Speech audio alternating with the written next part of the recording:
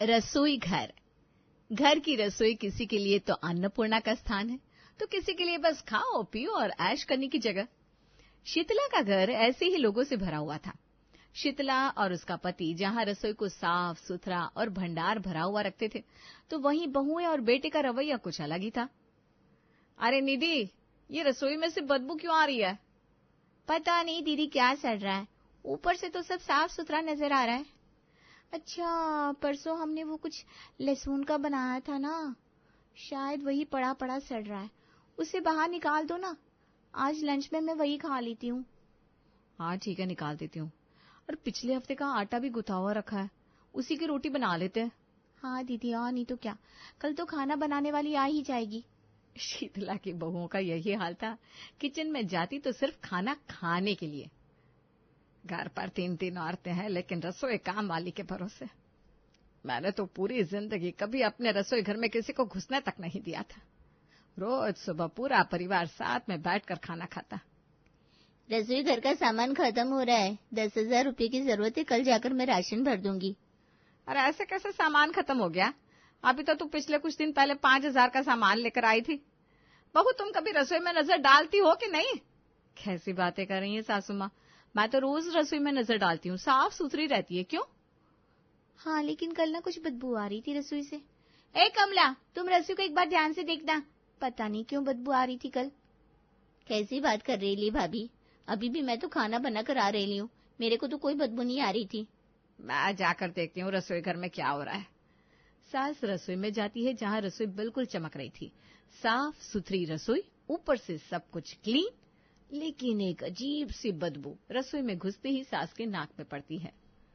रसोई तो साफ सुथरी है, जरा देखो तो अलमारी और फ्रिज में सब ठीक है कि नहीं। लेकिन ये क्या, सास जैसे ही अलमारी खोलती है तो हालत खराब। बहुत सारे कॉकरोच घूम रहे थे। फ्रिज में तो खाने पीने का सामान खुला पड़ा था, किसी में मकड़ियां चल रही थी। तो हे भगवान, ये क्या, ये तो बीमारी का घर है, ये खाना खा रहे थे हम लोग आज तक। सास परेशान हो जाती है।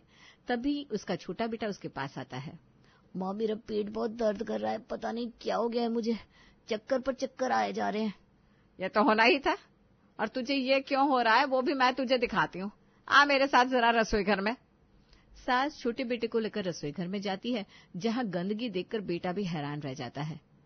हे भगवान, माँ ये क्या हो गया, ये खाना खा रहे तुम लोग? बचपन में तो हमेशा मैंने घर को इतना साफ सुथरा देखा, और रसोई तो आप ऐसे रखती थी जैसे खुद माँ अन्नपूर्णा का वास हो हमारी रसोई घर में। चल, कुछ तो तुझे समझ में आया। अब और कोई नहीं तो तू ही शुरुआत कर, अपनी बीवी से बोल कि जरा रसोई में घुसे और रसोई पर नजर रखे, और जो तेरे पेट में दर्द हो रहा है ना, जा डॉक्टर को दिखा कर आ। बेटा माँ की बात मानकर कमरे में चला जाता है। कमरे में वो अपनी बीवी को रसोई घर के सारे हालात बताता है। क्या है भाई, तुम्हारी माँ को तो बीमारी है, हर वक्त सफाई सफाई चिल्लाती रहती, हर घर में काम वालियां होती है, और क्या हो गया, 2-4 कॉकरोच चलते दिख गए तो? वो भी तो हमारी तरह जीव है, उनका भी तो हक है ना इस संसार में रहने का। तुम दिखा दो जाके डॉक्टर को, कुछ उल्टा पुल्टा बाहर का खा लिया होगा इसलिए पेट में दर्द हो रहा है। बात तो आई गई हो जाती है, लेकिन सास के दिमाग में रसोई की गंदगी बस जाती है। अगले रोज जब सब खाना खा रहे थे तो सास सबको कहती है, तुम लोगों ने कभी सोचा कि हर हफ्ते हमारे घर पर इतना राशन क्यों आता है, जबकि हमारे घर में इतना खाना भी नहीं खाया जाता? अरे माँ, राशन इसलिए आता है कि हम अनाज की ब्लैक मार्केटिंग कर सके। बड़े बेटे की बात सुनकर पूरा घर जोर जोर से हंसने लगता है।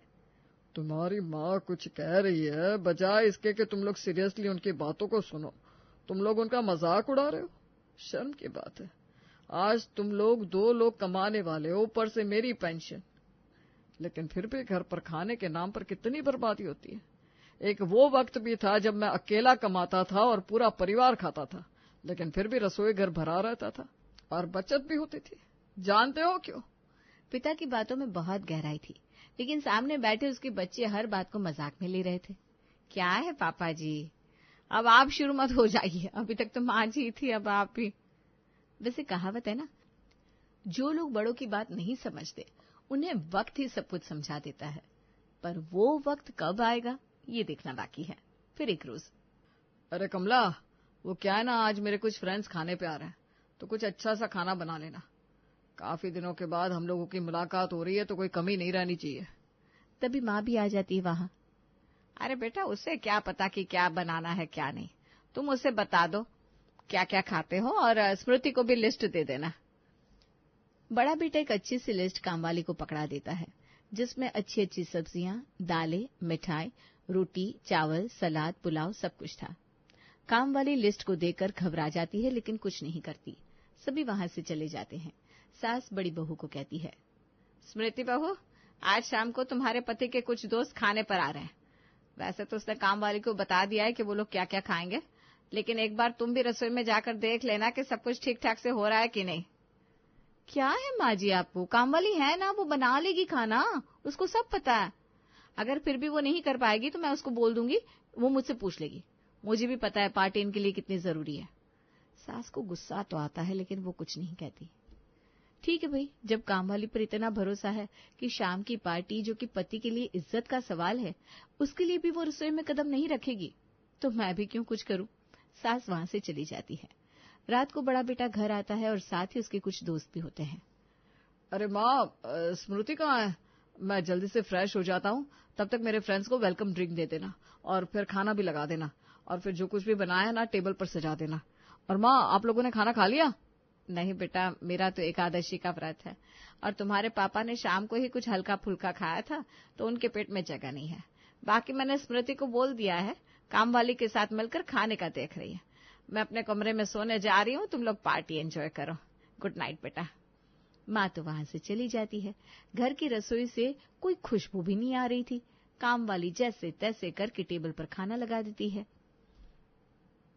सारे दोस्त मिलकर खाना खा रहे थे कि पहला दोस्त कहता है, अरे यार, बुरा मत मानना, पर तेरे घर के खाने में घर वाली बात नहीं आ रही। बाहर से मंगवाया है क्या? अरे नहीं नहीं, कैसी बातें कर रहे हो? वो क्या है ना, हमारे घर में काम वाली है, वही बनाती है सारा खाना। अबे नौकरानी के हाथ का खाना कौन खाता है? वैसे काम वाली के भरोसे रहना नहीं चाहिए। तुम लोग नजर रखा करो काम वाली बाई पर। तुम्हें पता है मेरे पड़ोस में काम वाली बाई है, उसने क्या किया? फिर क्या था, दोस्तों के बीच बातों का सिलसिला चल पड़ा। खाना खाते खाते लोग बातें करते रहे और खा पीकर सब अपने घर चले गए। लेकिन अगले रोज ऑफिस कोई नहीं आता। सबके पेट में दर्द और इन्फेक्शन हो चुका था।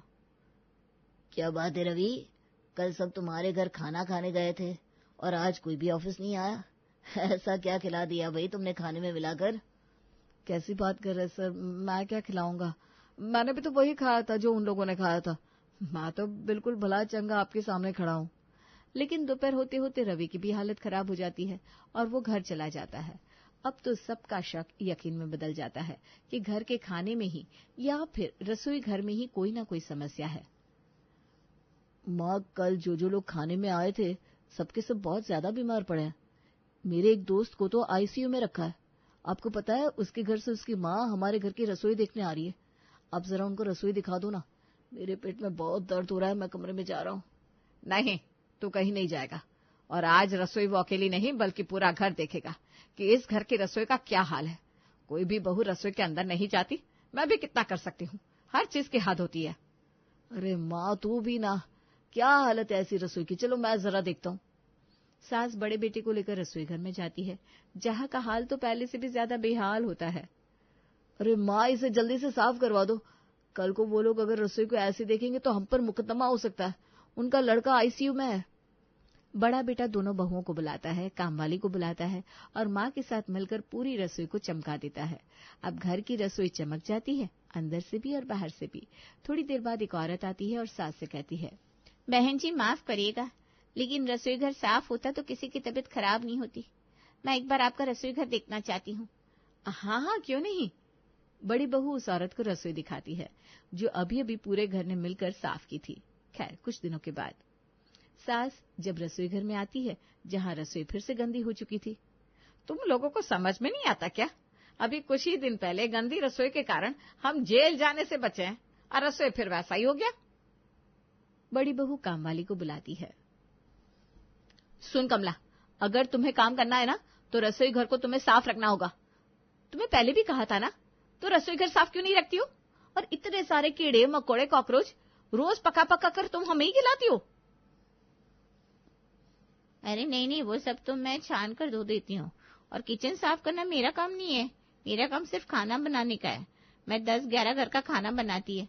हर घर में रसोई घर को साफ करने का काम बहुएं करती हैं, मैं सिर्फ खाना बनाती है। ये बोलकर कमला वहां से चली जाती है। तब सास बहुओं से कहती है कि अब साफ सफाई का काम तुम लोगों का है। मरता क्या ना करता। दोनों बहुएं अब सुबह शाम एक एक वक्त रसोई की सफाई में लगाती है। और फिर एक रोज, माँ मेरी नौकरी छूट गई, नई नौकरी न जाने कब तक मिले, मैं कुछ महीने घर का खर्चा नहीं दे पाऊंगा। नहीं दे पाओगे मतलब? अरे सिर्फ तुम्हारे खर्चे से ही तो घर चलता है। मेरा तो पूरा पैसा लोन और किस्तों में कट जाता है। अब घर कैसे चलेगा? क्या बात है भैया, नौकरी गए अभी 2 घंटे नहीं हुए, आपने हम पर चिल्लाना भी शुरू कर दिया। अरे कुछ दिन तो आप हमें खिला सकते हैं। सास बड़े बेटे को शांत रहने के लिए कहती है। 1 महीना बीत जाता है और काम वाली एक बार फिर पैसों के लिए आकर खड़ी हो जाती है। घर का राशन खत्म हो गया है, 10,000 रुपये चाहिए। इतना पैसा तो नहीं है। कमला, अब एक काम करो, जो पिछले महीने का राशन है उसे में कुछ बना दिया करो। कमला हाँ में सर हिलाकर वहां से चली जाती है। सास, जिसे बिना कारण भी रसोई घर जाने की आदत होती है, वो देखती है कि घर में इतना राशन तो है जो कम से कम 4 महीना चले, लेकिन कुछ ही दिनों में वो देखती है कि राशन बिल्कुल खत्म हो रहा है। एक वक्त था जब पूरा घर खाना खाने बैठता था तो टेबल भरा हुआ रहता था, लेकिन आज तो सिर्फ दाल रोटी सामने रखी थी। कमला, इतनी भी क्या गरीबी आ गई कि हमें दाल रोटी खाना पड़ रहा है? तुमने अभी कुछ हफ्ते पहले ही राशन डाला था ना? कमला को पता था कि अब इस घर में ज्यादा दिन गुजारा नहीं है, तो वो जरा जोर से अक्कड़ कर जवाब देती है। हाँ डाला था राशन, तो क्या खाना नहीं बनाया क्या तुम लोगों के लिए मैंने? वरना जो तुम लोगों के किचन का हाल है ना, एक दिन खाना ना बने इस घर में। रसोई घर से तो कोई मतलब ही नहीं है। बढ़िया आई। घर वालों को कमला का लहजा बुरा लगता है। कैसे बात कर रही हो कमला? यही तो पूछा कि अभी कुछ दिन पहले ही तो तुमने राशन डाला था। काम करना है तो करो, नहीं तो निकलो यहाँ से। कमला को ससुर की बात पर गुस्सा आ जाता है और वो अपना पैर पटकते वहां से निकल जाती है। रसोई घर की कीमत घर का मुखिया जानता है। वैसे भी तुम लोग दिन भर इतनी मेहनत क्यों करते हो? सुबह से रात तक कड़ी मेहनत करते हो ताकि घर के लोग पेट भर खा सके। इतना सारा राशन कमला ने डाला था, वो राशन कहाँ गया? मुझे लगता है हम लोगों को कमला पर नजर रखनी चाहिए। तो एक काम करते हैं ना, किचन के रसोई घर में एक सीसीटीवी कैमरा लगा देते हैं, देखते हैं घर का राशन कहाँ जाता है। घर वाले मिलकर रसोई में सीसीटीवी कैमरा लगा देते हैं। 1-2 दिन गुजरता है, लेकिन फिर एक दिन, माँ जी ये देखिए कमला का कमाल, क्या कर रही है? हमारे घर का राशन चुराती थी ये, देखिए कैसे दाल का पूरा पैकेट रख लिया। बस फिर क्या था, इसको सीसीटीवी दिखाकर नहीं बल्कि रंगे हाथों पकड़ना पड़ेगा।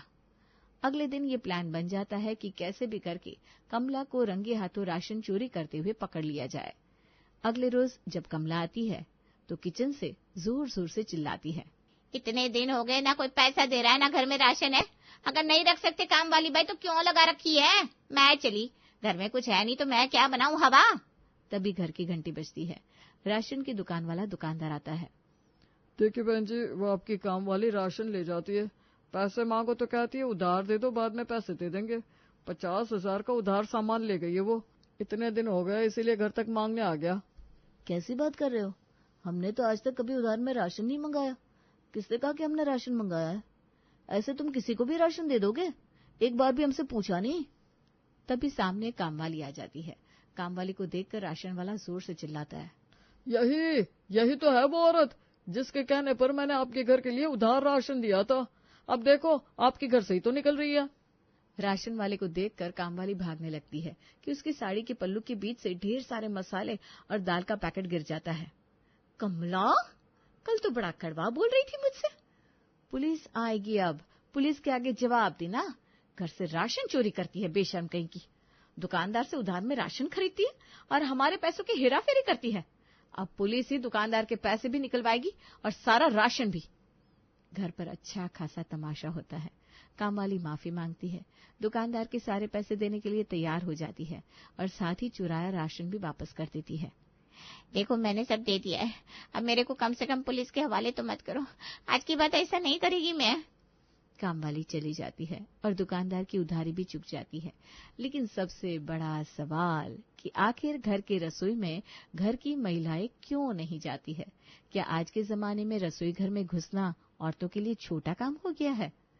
आज के बाद इस घर में कोई काम वाली खाना बनाने के लिए नहीं लगेगी। रहा सवाल राशन लाने का, वो मैं और तुम्हारे पिताजी खुद लाएंगे। और दोनों बहुएं अपना अपना काम बांट लो।